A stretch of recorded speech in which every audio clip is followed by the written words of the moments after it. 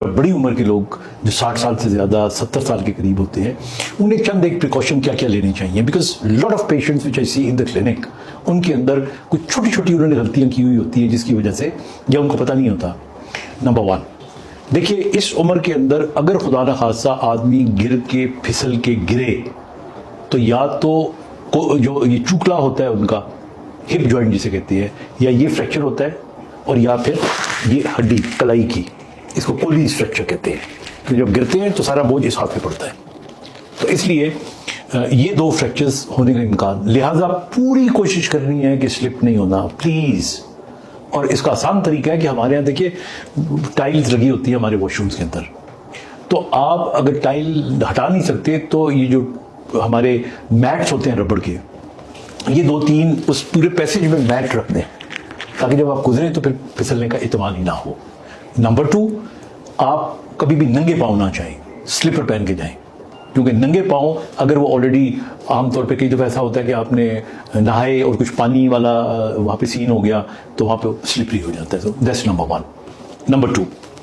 हमारे यहाँ अभी भी वज़ू करते वक्त बहुत सारे लोग एक टांग पे खड़े होकर दूसरी टांग उठा के बेसिन पे रखते हैं और फिर पैर धोते हैं।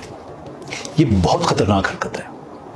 क्योंकि इस उम्र में टांग वैसे कमज़ोर होती है, कोई घुटनों का शिकार होता है, कोई कूली का शिकार होता है, आप इतनी बड़ी टांग उठा के रखते हैं, थोड़ा सा स्लिप करेंगे and lot of patients again मैंने देखा है दे फॉल डाउन, और या उनकी neck of the femur fracture हो जाती है या कमर में दर्द शुरू हो जाती है और एक नया। तो इसलिए आप आराम से वज़ू करें, जहाँ तक आपके पाँव हैं आप बैठ के या पानी गिरा के या जो भी आप तरीका है उससे आप धो सकते हैं, तो ये गलती नहीं करती। तीसरी इंपॉर्टेंट चीज़, देखिए हमारे यहाँ जो आम रवैया है मर्दों में ख़ास तौर पे, औरतों में भी, कि कमीज़ पहन ली और फिर जब ट्राउज़र पहननी है तो वो खड़े होके एक टांग एक पोंचे में डाली और फिर दूसरी टांग दूसरे पोंचे में डाली और फिर आप उसको कमर से बांध लेते हो। आपने खड़े होके ये काम नहीं करना, भले आपको टाइम लग जाए। अगर वॉशरूम के अंदर ही हैं तो आप बेशक कमोड पे बैठ जाएं, अगर वहाँ कोई कुर्सी पड़ी हुई है तो बैठ जाए, वरना अपना कमरा बंद करके आए पलंग पे बैठ के तसल्ली के साथ आपने अपनी ट्राउज़र चेंज करनी है, क्योंकि 100 में से 90 दफ़ा हो सकता है कुछ भी ना हो,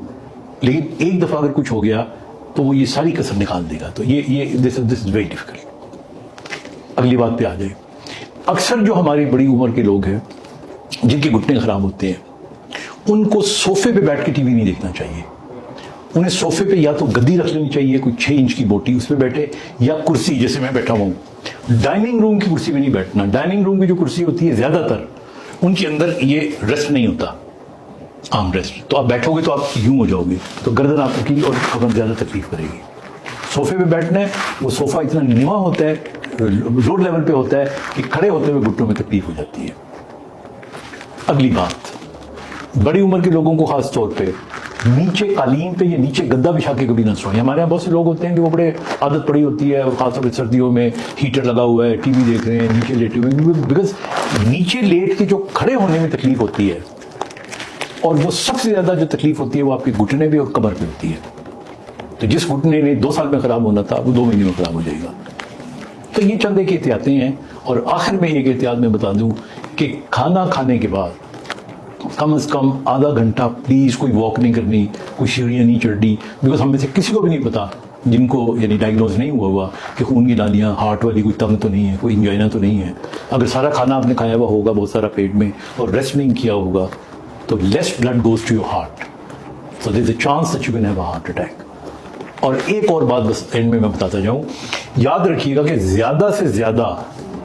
जब हम इमरजेंसी में काम करते थे व्हेन वी वर यंग,